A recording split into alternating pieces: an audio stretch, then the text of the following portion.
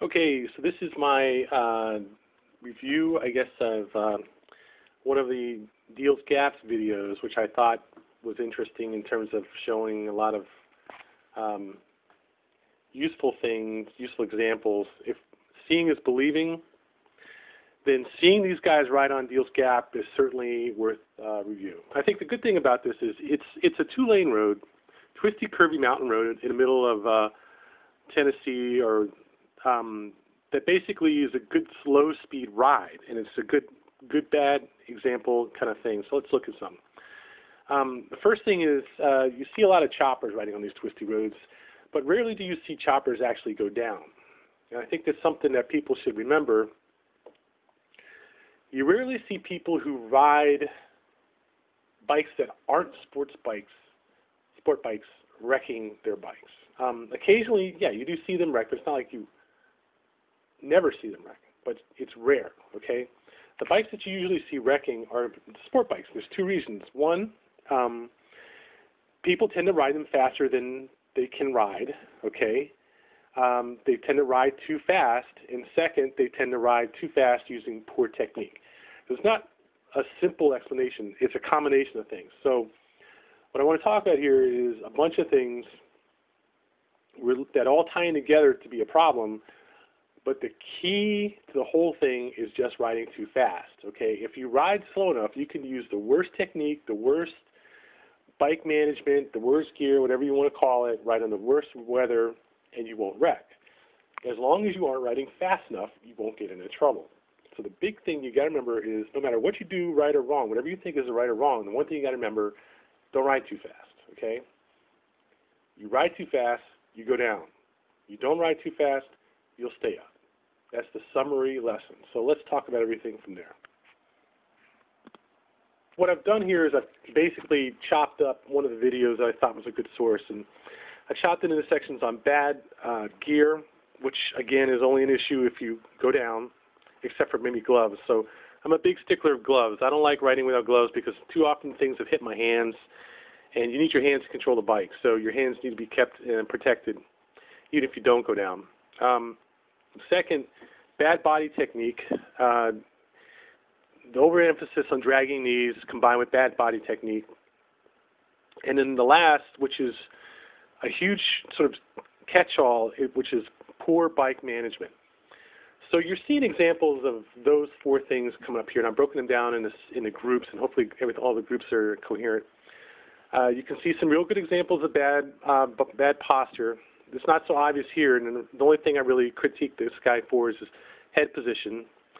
If you're going to focus on keeping your head vertical, obviously you're not worried about it being non-vertical in line with your body. So as the bike leans over, you don't want your head to remain vertical. You want your head to tilt in. Get used to tilting in, trying to keep your neck in line with your torso. You definitely want to tilt out like this guy and drop the bike down. But one of the vicious things about riding a motorcycle is you learn that bad technique will take you far. If you take the bad technique too far, it will take you down. So you can ride around in shorts and flip-flops and without a helmet, without goggles, without gloves, riding up too close to other people, riding too far to the left or right off the center, do a lot of bad things on a bike. They have some positive benefit up to a point. The problem is that you always reach a point where they turn around and bite you. Just like a dog, you pet it too many times, too often, and it will get angry and snap at you. You don't ride a bike, too deep in the corners before you turn. You don't want to ride a bike too fast till you get up on the floorboards. You can see all these examples here. You don't want to ride so far over to the center lane that you weave over to the side of the road. These things are great if there's no oncoming traffic. You're at low speed. You're not at risk of getting hit by a truck coming the other way. Obviously, and this is why the gap is an excellent example of like a simple case, what we would call in research a simple test case, a one-dimensional case. You can get away with all this crap because there's not much traffic. The roads aren't that fast. The weather's good here. You're in these shots. So if you want to ride like a squid, it's not going to kill you. It's almost like a wonderland here for bike riders. Riding groups of four together around these corners. Hey, what the hell? We'll do it. We'll go out and have fun. But these are bad techniques. You don't want to be taking corners way out to the left of the corner, almost into the oncoming lane. You don't want to be taking corners deep into the corner, suddenly making your left turn, riding on top of the bike. What's coming up next here? You're on a bagger or a gold wing and you're scraping the floor pegs. That's not good at all. All you need to do is go over a little bit further, have the road tighten up a little bit, and you end up like this. You end up on top of those floorboards. You don't want to be riding the group so tight when one guy wrecks, the 2 or 3 guys right behind him are going to wreck.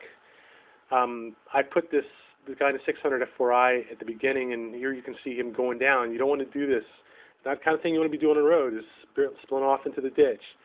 You don't be riding around on a bike and flipping the bird at people. That's asking for more trouble. Obviously, I got this one out of sequence, but the point is made. It's too easy to end up out here, okay, in no man's land with your bike deep in the ditch, you under the bike, and your bike maybe even in water on a creek at the side of the road. This is the ultimate non-good thing that you want to keep in mind. You don't want to go anywhere near this, okay? So fine, these guys seem to have decent riding position and everything. This guy's maybe riding a little bit too far with his knee down, but at least he's demonstrating good position in his torso and head. I would definitely keep my knee a little closer on the side. Lesson number 3, you don't want to go racing cars on twisty roads. The cars can turn better than you. They can stop better than you. They don't have to worry about wrecking if they fall, if the wheels wash out. You do. Good solid body position on this Busa. Nice in line. If they aren't leaning off, at least they're lined up well with the bike in a turn. This guy's got a little case damage, but he seems to have learned from it. Ladies riding, good solid positions, nothing fancy. They're not going to, make Ben Spees nervous, but, getting that enduro around a turn in good shape, Look at the separation she has for the bike in front of her. There's a woman on an R6. Obviously not too much for a young lady. This guy is going slow enough so that if something stupid like a Mack truck or an 18-wheeler coming around a turn surprises him, he can stop. Here's our friend in the 600 F4I in the back of a bunch of guys in enduros, and you saw already what happened to him. Here's a guy coming around a good position on his, it looks like a Busa there. Probably not though. R1, this guy's going a little fast, but he's got good solid position. Probably not going to get into too much trouble there. Now this is about the kind of cornering speed that I would recommend for most riders.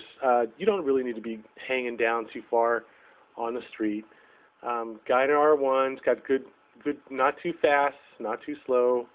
I'm not sure who this is, but again, not leaning it over too far.